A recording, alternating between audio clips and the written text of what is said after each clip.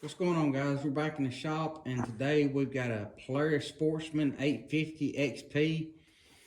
Customer brought it in. This machine isn't running and the fuel pump isn't working on it, so we're going to go through on the steps you got to take to replace the fuel pump on one of these. First thing we're going to do is remove our seat. Then we've got a couple bolts that hold this in, and the rest of it just pops in place. Take the cap off your shifter here where it joins together. You got a small Torx in there.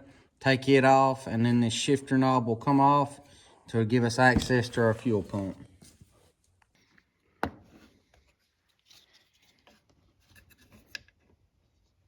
Your bolts are going to be here, here, and then you got one down here. And for the purpose of this video, I've done took them out. This right here, like I said, pops loose, slides out. You want to turn your steering, take your key out.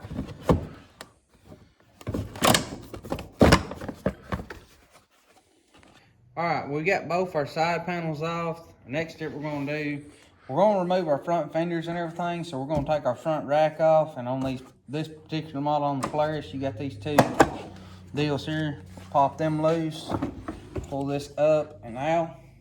Front rack comes off, gives us access to remove our front fenders here.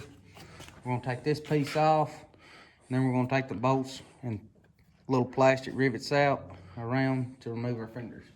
Now that we got our front rack piece off, we're going to take these two screws out. And this should allow this little centerpiece to come off. It's going to be popped into place. So we got these plastic rivets that are here and here on the front. And we're probably going to, we got one here. Then we got here and here. And then there's a bolt here, or a screw here, you're going to have to remove a Torx head.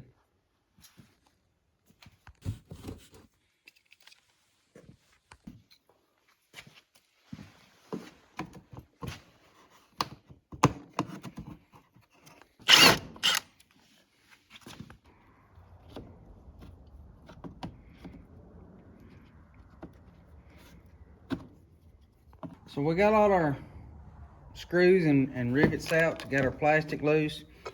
Now it's time. Your gas cap will stay on here. You have to go underneath your fender. And right here you can see this does have a filler neck on it. So what we're going to do is take our filler neck loose right here. It's a 1/4 inch. We're going to loosen this, and before we take this loose, we're going to knock all our loose dirt off of it, and then pull this off and put us a rag over it to keep anything else from falling into it. Now, before we take our filler neck loose, we have got two other rivets right here, and there will be two on the other side that we got to take loose to allow us to pull up on our plastic to get our filler neck loose. And this just pulls up and off. And now we got our rag in it for protection. We can go around to the other side, take these two rivets out, and our plastic should come off very easily.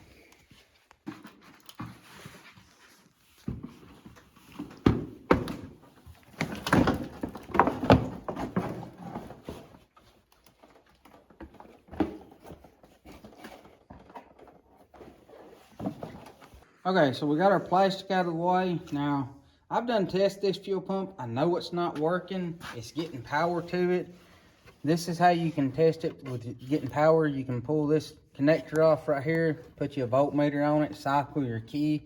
You're not going to get a full 12 volts because full 12 volts does not feed this. If I'm not mistaken, it's 5 or 6. I'd have to double check that. But anyhow, to do a pressure test on this, go all the way up here to your fuel rail, and you can see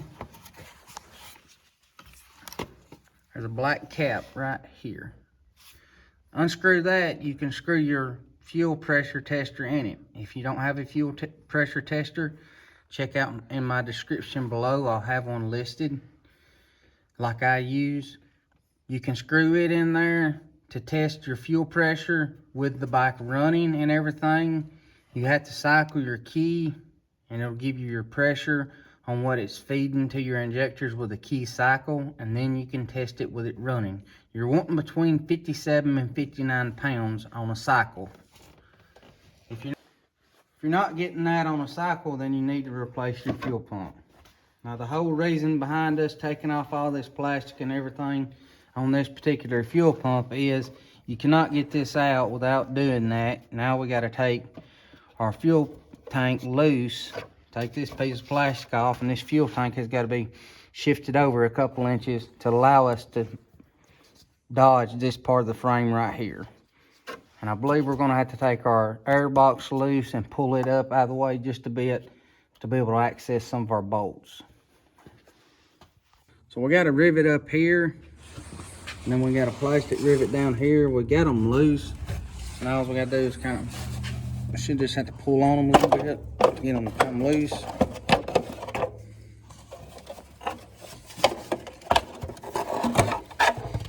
Now we have access to this side of the fuel tank, and we've got one bolt right here, and I believe there's going to be another bolt on the other side as well.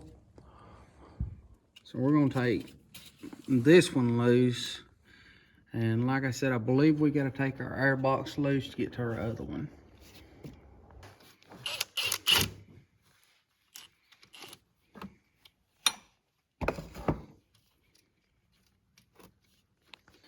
So we're going to take these two intake pipes here that come off the breather box loose.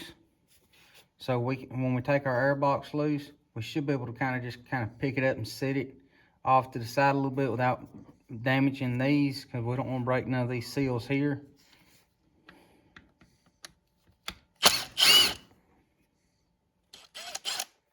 These are Allen heads.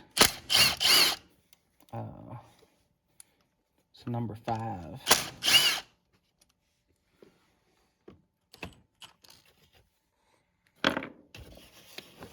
Okay, we're going to take, there's a bolt here, and then there's a bolt here on the other side. We're going to take both these loose.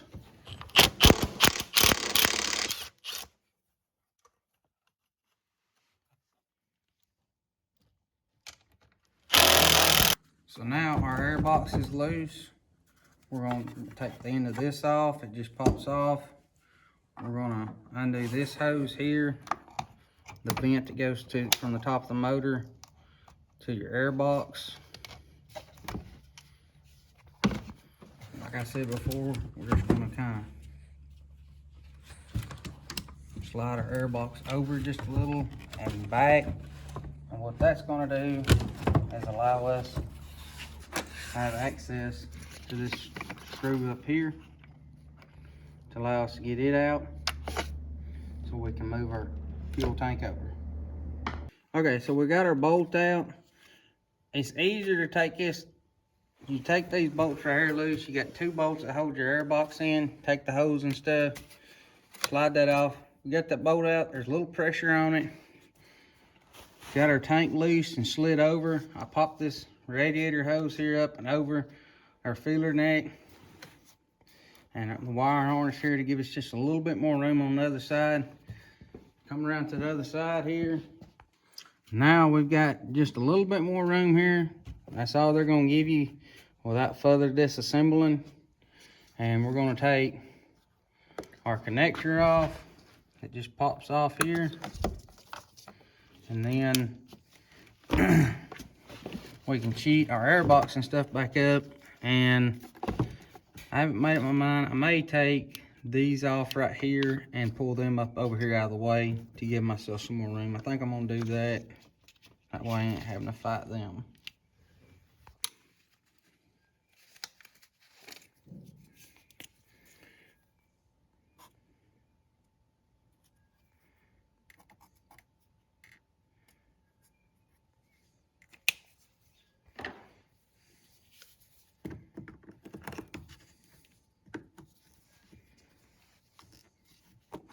So now that we got all this stuff out of our way, we're going to take our fuel line off.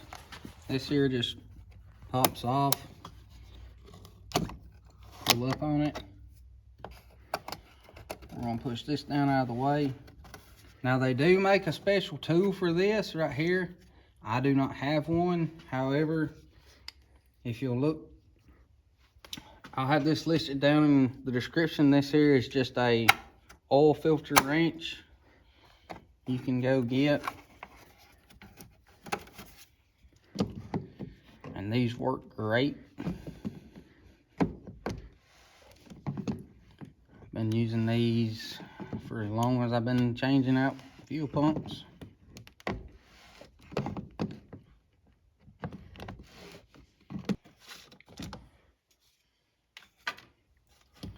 Once you get that off, your fuel pump, as you can see, comes out.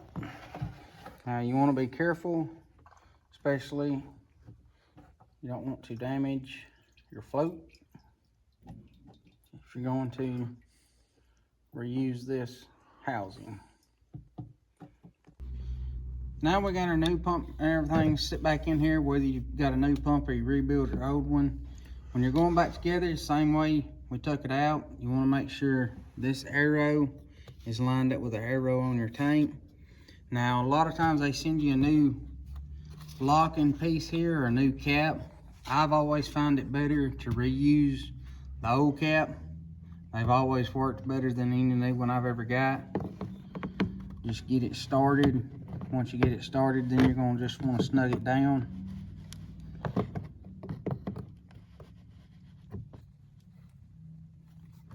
We got everything snugged down pretty good there. Now, the last thing we're going to do is just hook up our power, hook up our fuel line, and then reassemble everything we've taken back apart. All right, so we've got everything back together on our fuel pump and everything in. We've cranked the bike, made sure everything works properly. Now it's time just to reassemble everything that we've taken apart here. If you guys like videos like this, don't forget to give us a subscribe. We've got a lot of other videos just like this. Needing anything to complete a job like this, check out down in our description below. We'll have everything from fuel pump, testers, and everything you'll need.